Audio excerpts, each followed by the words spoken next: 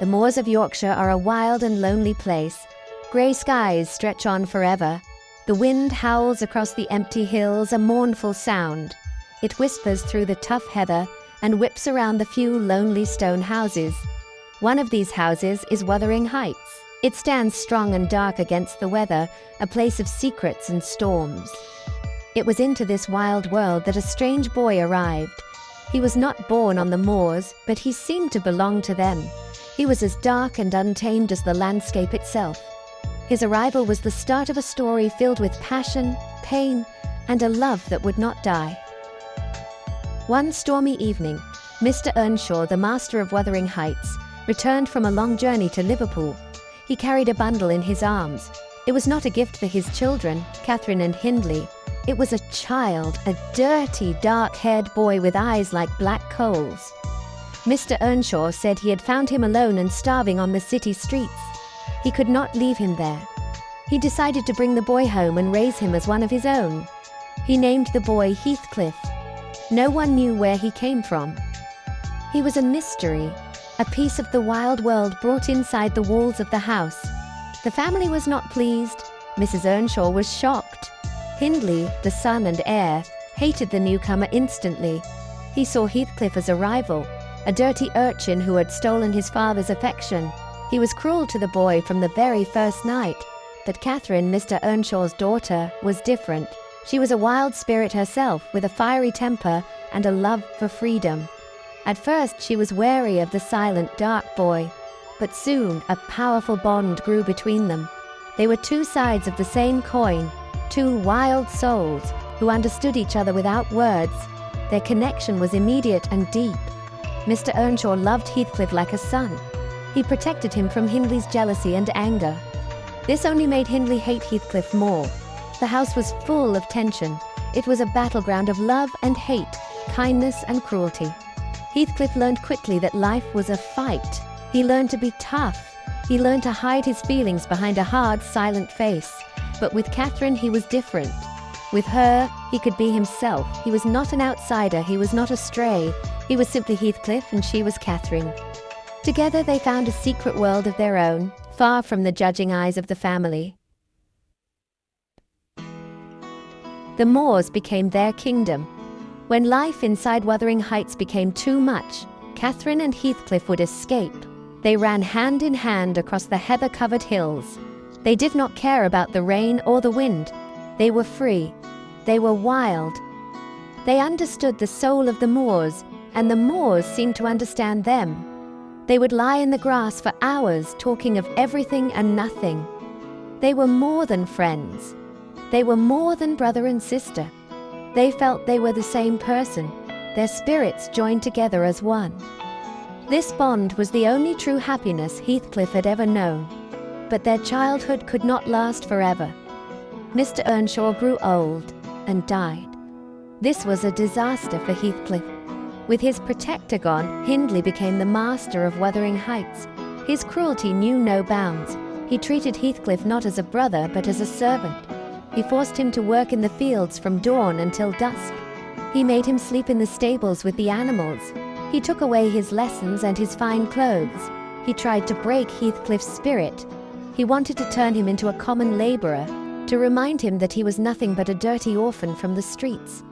Heathcliff endured the humiliation. He endured the hard work and the cold nights. He did it all for Catherine. Her love was the fire that kept him going. He held on to his pride and his inner strength. He refused to be broken. Inside, the boy was becoming a man, and that man was filled with a burning anger. He promised himself that one day he would have his revenge on Hindley. He would make him pay for every insult, every blow. This dark desire for vengeance grew silently within him, a seed planted in the fertile ground of his suffering. Catherine, too, was changing. She still loved Heathcliff with all her heart. She would sneak out to the fields to be with him, but she was also drawn to another world. She spent time with the Linton family at their grand house, Thrushcross Grange. It was a place of elegance and comfort, so different from the wildness of Wuthering Heights. Edgar Linton was handsome, gentle, and rich. He offered her a life of ease and social respectability. Catherine was torn. Her soul belonged to Heathcliff and the moors. but her ambition longed for the refined world that Edgar represented. She stood at a crossroads, and her choice would change everything. One evening, Catherine confessed her feelings to the housekeeper, Nellie Dean. She did not know that Heathcliff was listening, hidden in the shadows. He heard her say that it would degrade her to marry him. His world shattered. He did not stay to hear the rest. He did not hear her declare that her love for him was eternal, like the rocks beneath the earth. He did not hear her say, "I am Heathcliff." He only heard the rejection. The pain was more than he could bear. It was a wound far deeper than any of Hindley's beatings. The one person he lived for had betrayed him. That night, a wild storm raged outside, and Heathcliff vanished into it. He was gone for 3 years. No one knew where he went or what he did. Catherine was heartbroken. She married Edgar Linton and became the lady of Thrushcross Grange. She tried to be happy in her new life. She had wealth, status, and a husband who adored her. But there was an emptiness inside her. A part of her soul was missing. She missed the wild moors. She missed the boy who was her other half. Life at the Grange was calm and gentle, but her spirit longed for the storm. Her heart was still at Wuthering Heights, searching for the person she had lost. Then, one day, Heathcliff returned. He was no longer a rough stable boy. He was a tall, handsome gentleman. He was wealthy and powerful. The years away had changed him on the outside, but inside, the fire still burned. It was no longer just a fire of love, but one of cold, calculated revenge. He had come back to claim what he believed was his, and he had come back to punish those who had wronged him. His return sent a shockwave through the quiet lives of both Wuthering Heights and Thrushcross Grange. The storm he had left in had now come back with him. His focus was on revenge. He used his new wealth to ruin Hindley, who had become a hopeless drunkard and gambler.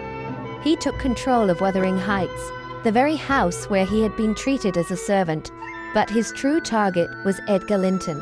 He wanted to destroy Edgar's happiness because Edgar had married Catherine.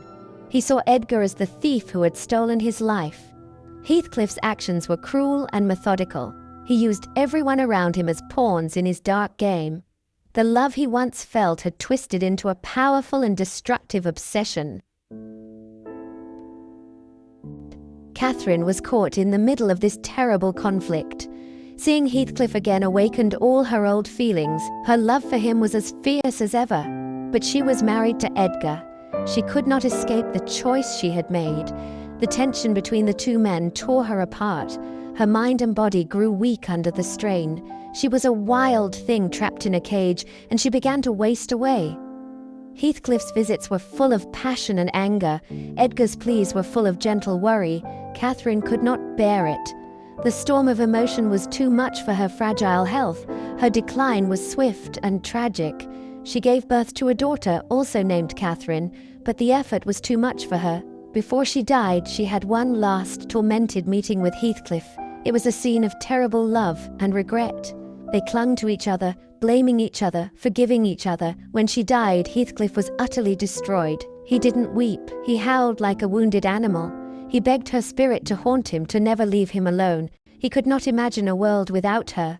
His reason for living and his reason for revenge was gone. But his cruelty did not end with Catherine's death. It became worse.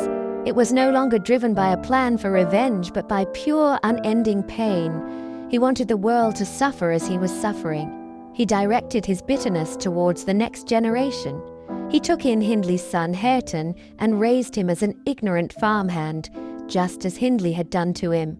He trapped Catherine's daughter, the young Cathy, at Wuthering Heights. He forced her to marry his own sickly son, Linton, in a twisted plan to get control of Thrushcross Grange. His heart had turned to stone. Wuthering Heights became a prison of misery. Heathcliff was the grim jailer, a ghost haunting his own life. He was a tyrant ruling over the young people whose lives he had ruined. He saw echoes of his Catherine in her daughter, which only fueled his torment. He saw a reflection of his own younger self in the downtrodden Hareton. He was surrounded by reminders of what he had lost. His quest for revenge had brought him power and property, but it had left him completely, desperately alone. The love that had once been his salvation had become a curse that destroyed everything it touched. Years passed in this bleak and unhappy house. Young Cathy and Hareton lived under Heathcliff's dark shadow. At first, Cathy looked down on her rough, uneducated cousin, but she had her mother's spirit and a kindness her mother had lacked. She saw that Hareton was not stupid, just untaught. She began to teach him how to read. Slowly, carefully, a bond grew between them. It was not the wild, destructive passion of Heathcliff and the first Catherine. It was a gentle, healing love. It grew like a flower in the stony ground of Wuthering Heights, a sign of hope in a place of despair. Heathcliff watched them. He saw their growing affection, and something inside him began to change. He saw Catherine and himself in them, but a better version, a version that might find peace. His desire for revenge finally started to fade. It was replaced by a strange, obsessive longing to be reunited with his own Catherine. He stopped eating. He spent his days wandering the moors and his nights calling out her name. He was haunted, not by her ghost, but by her absence. The fire that had driven him for so long was finally burning out. One morning, Nellie Dean found him in his room. He was dead. A strange, joyful smile was on his face. The window was open, and the rain was blowing in. It seemed as if his spirit had finally broken free and flown out across the moors to find its other half. He was buried next to Catherine, on the edge of the churchyard overlooking the wild hills they had loved. The local people claimed they saw their ghosts walking together on the moors during stormy nights. They were finally at peace, united in death as they could never be in life. Heathcliff was never a simple hero or a villain. He was something more primal, more elemental. He was a force of nature, like the wind and the rain that swept across the moors. His life was shaped by a great love and a great cruelty. He was a wild soul, found on the streets and never truly tamed. His pain caused immense suffering, but it came from a heart that was broken beyond repair. In the end, he is not a monster to be hated, but a tragic figure whose story is a powerful, haunting reminder of how love can be as wild and as destructive as nature itself.